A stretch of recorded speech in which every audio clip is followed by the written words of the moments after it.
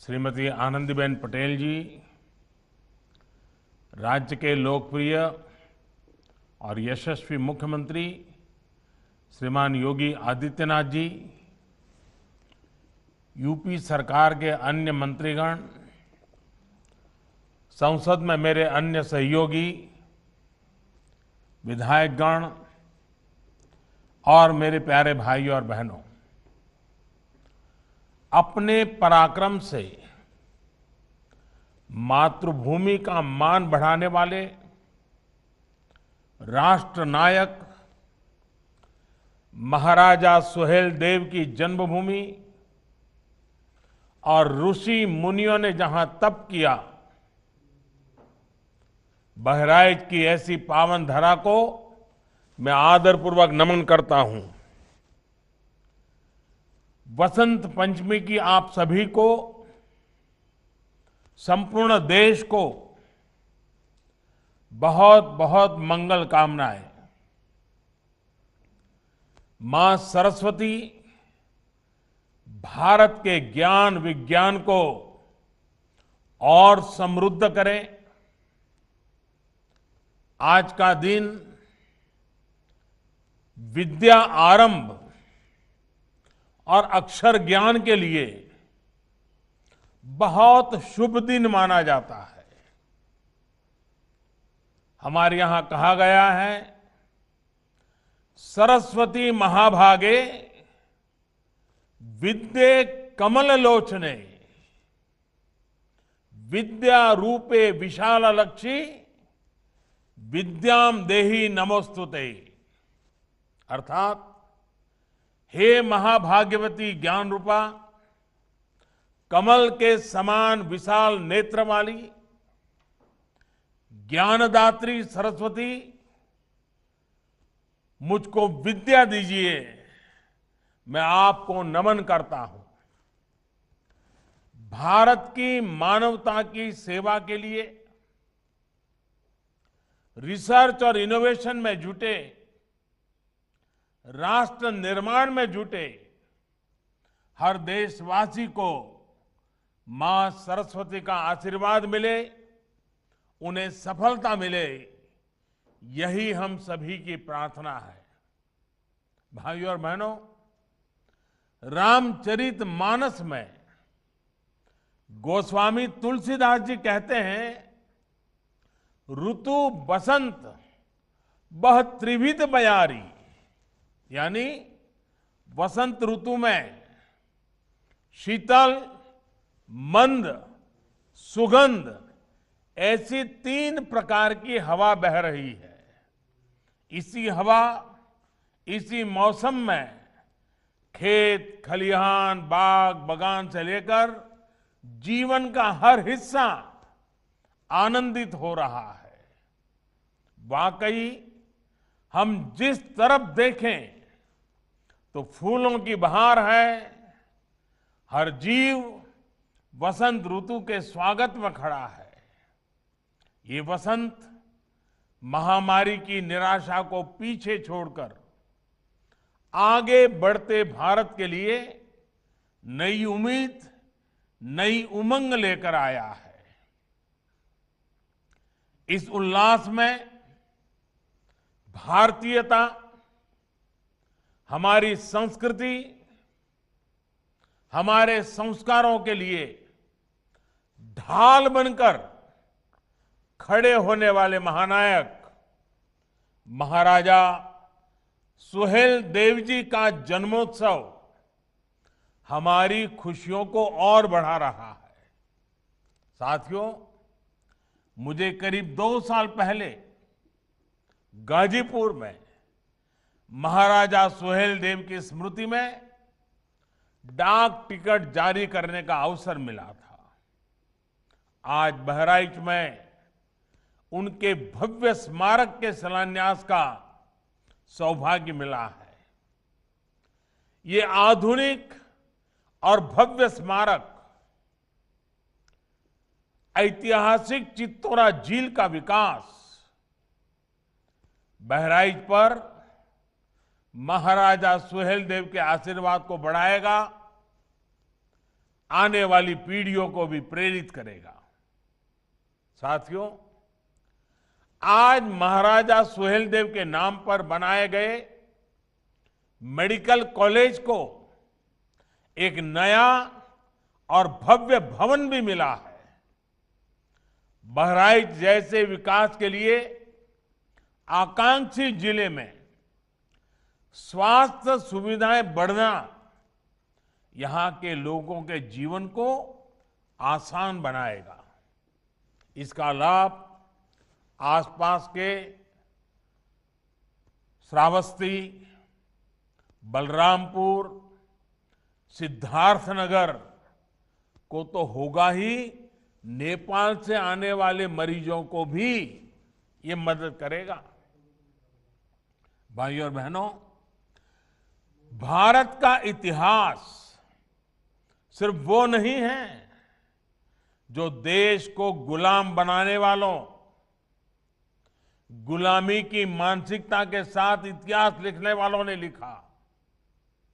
भारत का इतिहास वो भी है जो भारत के सामान्य जन ने भारत की लोक गाथाओं में रचा बसा है, जो पीढ़ियों ने आगे एक पीढ़ी से दूसरी पीढ़ी बढ़ाते रहे हैं।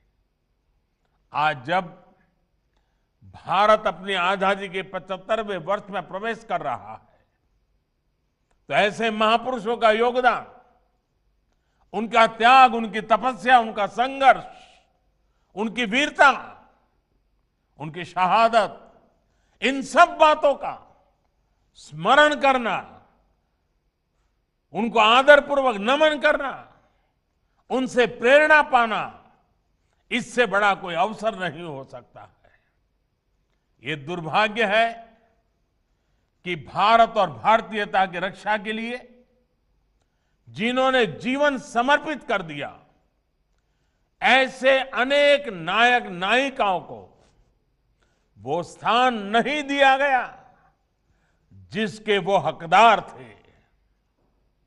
इतिहास रचने वालों के साथ इतिहास लिखने के नाम पर हेरफेर करने वालों ने जो अन्याय किया, उसे अब आज का भारत सुधार रहा है, सही कर रहा है, गलतियों से देश को मुक्त कर रहा है। आप देखिए, नेताजी सुभाष चंद्र बोस जो आजाद हिंद सरकार के पहले प्रधानमंत्री थे, क्या उनकी इस पहचान को, आजाद हिंद फौज के योगदान को वो महत्व दिया गया जो महत्व नेताजी को मिलना चाहिए था? आज लाल किले से लेकर अंडमान निकोबार तक उनकी इस पहचान को हमने देश और दुनिया के सामने सशक्त किया है। देश की 500 से ज्यादा रियासतों को एक करने का कठिन कार्य करने वाले सरदार वल्लभ भाई पटेल जी के साथ क्या किया गया? देश का हर बच्चा इस बात को भली भांति जानता है। आज दुनिया की सबसे बड़ी प्रतिमा statue of unity Sardar Patel की है, जो हमें प्रेरणा दे रही है। देश के संविधान देने में अहम भूमिका देने वाले वंचित, पीड़ित, शोषित की आवाज बाबा साहब आंबेडकर को भी सिर्फ राजनीतिक चश्मे से देखा गया। आज भारत से लेकर इंग्लैंड तक डॉक्टर बाबा साहब आंबेडकर से जुड़े स्थानों को पंच तीर्थ के रूप में विकसित किया जा रहा है। साथियों, भारत के ऐसे अनेकों सेनानी हैं जिनके योगदान को अनेक वजहों से मान नहीं दिया गया, पहचान नहीं दी गई। चौरी चौरा के वीरों के साथ जो हुआ, वो क्या हम भूल सकते हैं? महाराजा सुहेलदेव और भारतीयता की रक्षा के लिए उनके प्रयासों के साथ भी यही व्यवहार किया गया। इतिहास की किताबों में भले ही महाराजा सुहेलदेव के शौर्य, पराक्रम, उनकी वीरता को वो स्थान नहीं मिला, लेकिन अवध और तराई से लेकर पूर्वांचल की लोक कथाओं में लोगों के हृदय में वो हमेशा हमेशा बने रहे। सिर्फ वीरता ही नहीं, एक संवेदनशील और विकासवादी शासक के रूप में उनकी छाप अमिट है।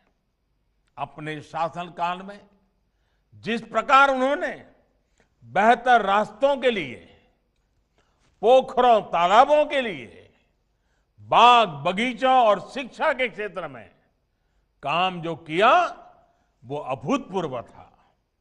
उनकी यही सोच इस स्मारक स्थली में भी दिखने वाली है।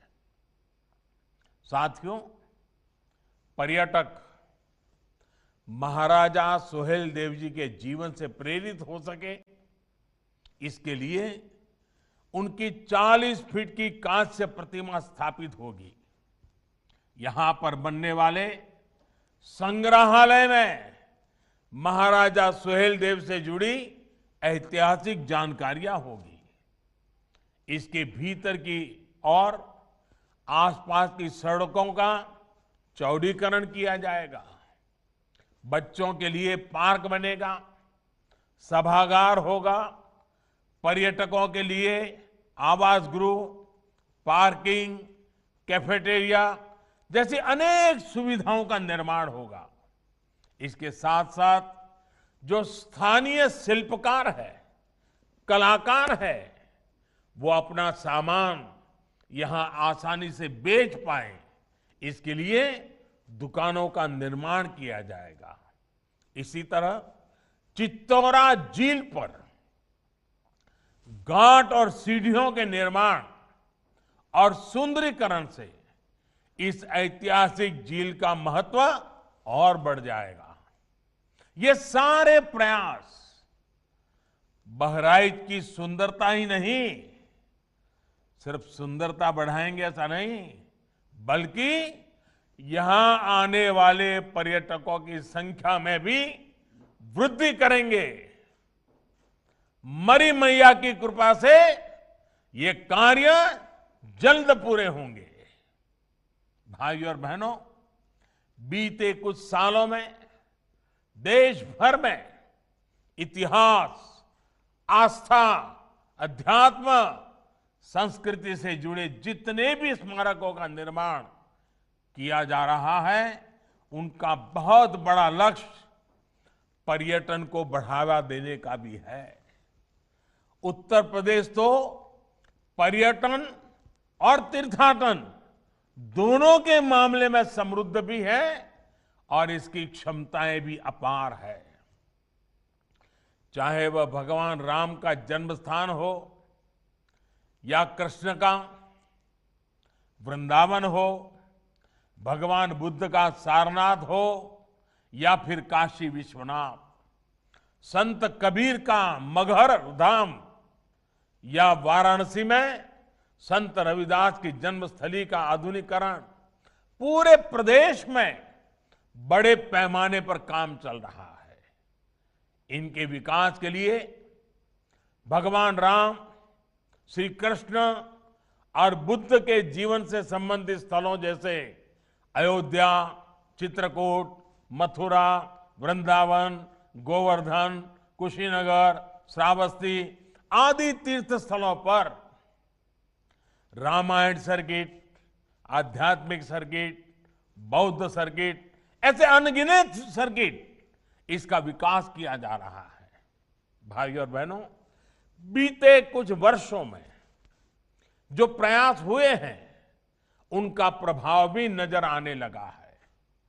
जिस राज्य में अन्य राज्यों से सबसे अधिक पर्यटक आते हैं, वो प्रदेश का नाम है उत्तर प्रदेश। विदेशी पर्यटकों को आकर्षित करने में भी यूपी देश के टॉप 3 राज्यों में आ चुका है। उत्तर प्रदेश में पर्यटकों के लिए जरूरी सुविधाओं के साथ साथ आधुनिक कनेक्टिविटी के साधन भी बढ़ाए जा रहे हैं। भविष्य में अयोध्या का एयरपोर्ट और कुशीनगर का इंटरनेशनल एयरपोर्ट देश विदेशी टूरिस्टों के लिए बहुत उपयोगी साबित होगा। उत्तर प्रदेश में छोटे बड़े दर्जन भर एयरपोर्ट्स पर काम चल रहा है, जिसमें से कई पूर्वांचल में ही है। उड़ान योजना के तहत यूपी के अनेक शहरों उनका काम कीमत वाली हवाई सेवा से जोड़ने का अभियान चल रहा है, कम कीमत से।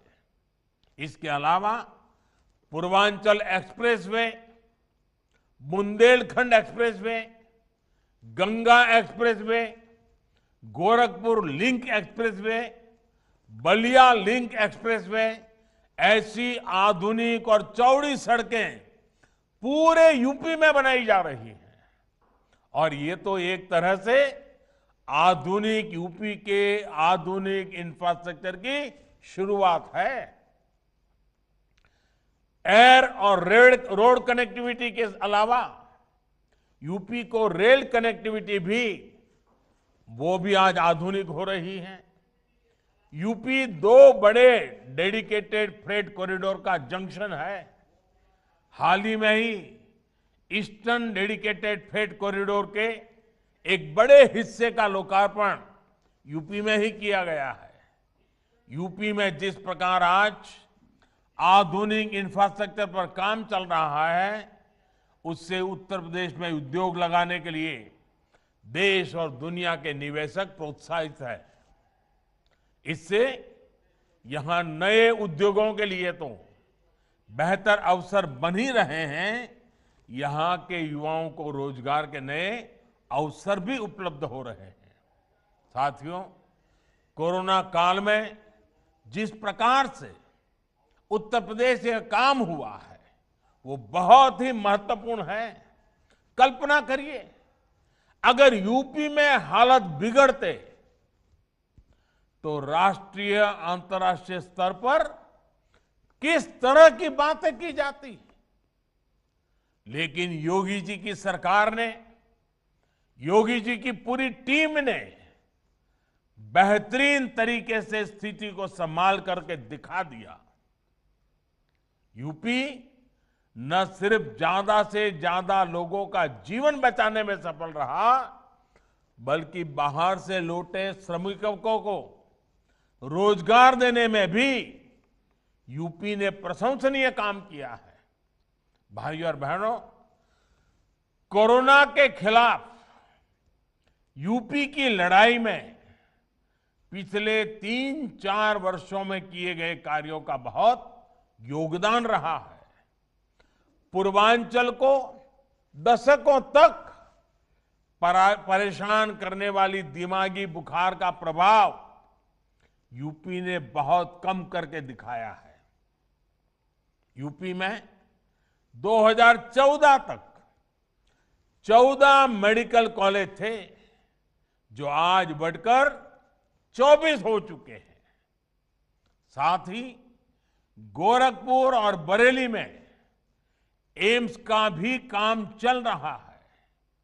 इनके अलावा 22 नए मेडिकल कॉलेज और बनाए जा रहे हैं। वाराणसी में आधुनिक कैंसर अस्पतालों की सुविधा भी अब पूर्वांचल को मिल रही है।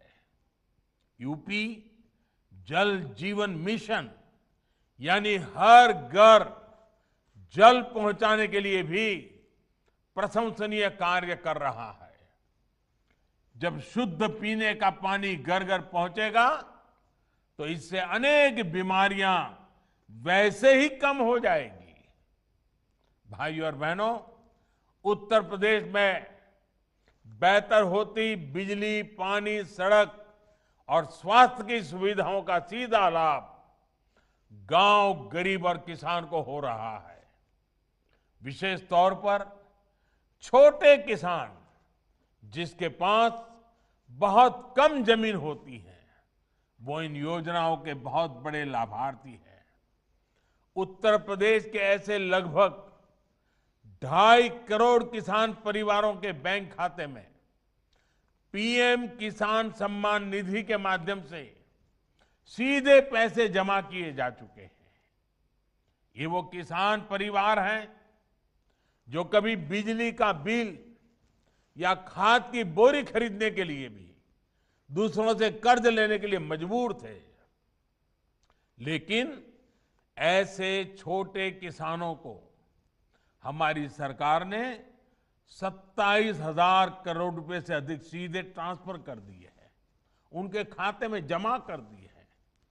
यहां किसानों को बिजली न होने की वजह से जो दिक्कतें आती थे, रात रात भर बोरिंग के पानी के लिए जागना पड़ता था, इंतजार करना पड़ता था कि मेरा नंबर कब आएगा, ऐसी तमाम दिक्कतें भी बिजली आपूर्ति सुधरने से अब दूर हो रही है।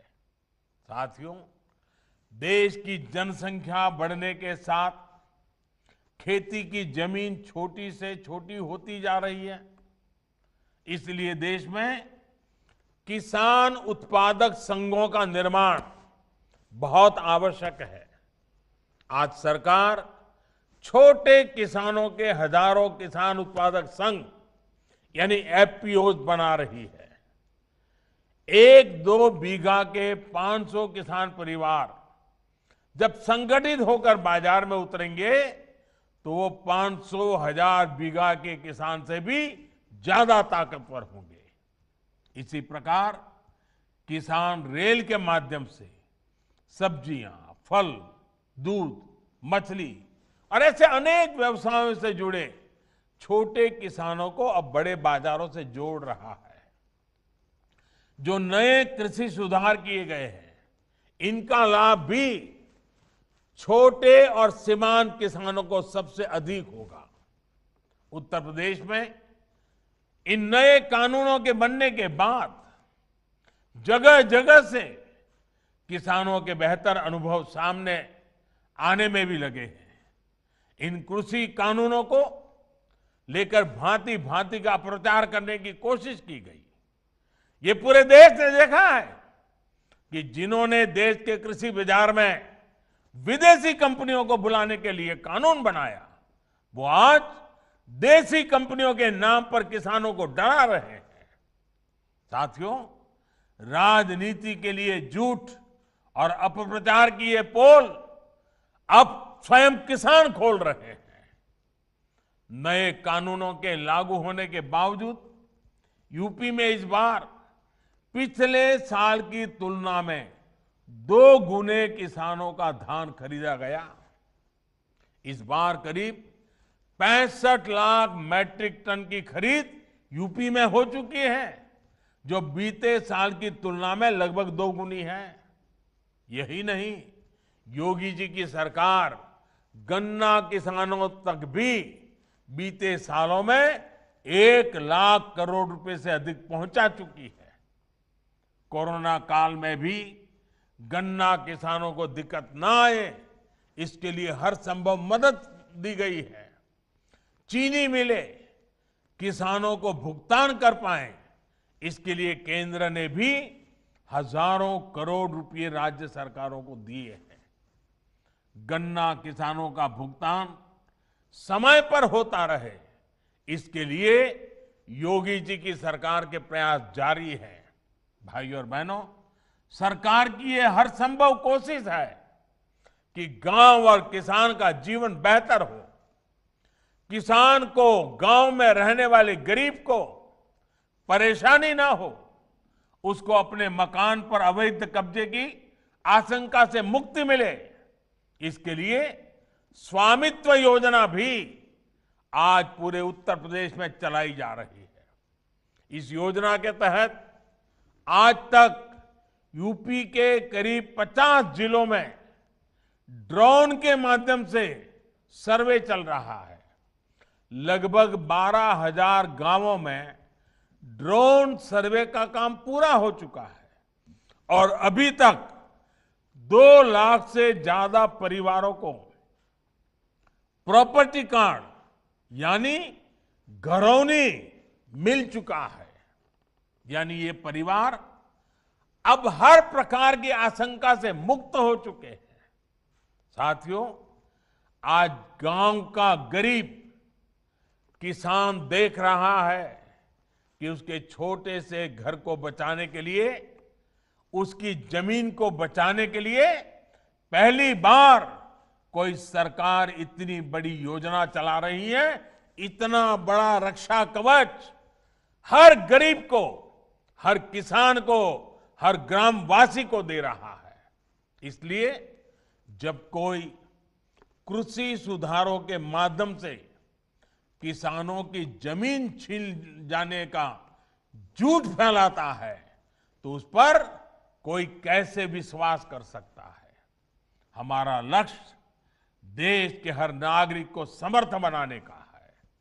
हमारा संकल्प देश को आत्मनिर्भर बनाने का है। इस संकल्प की सिद्धि के लिए समर्पित भाव से हम जुटे रहेंगे।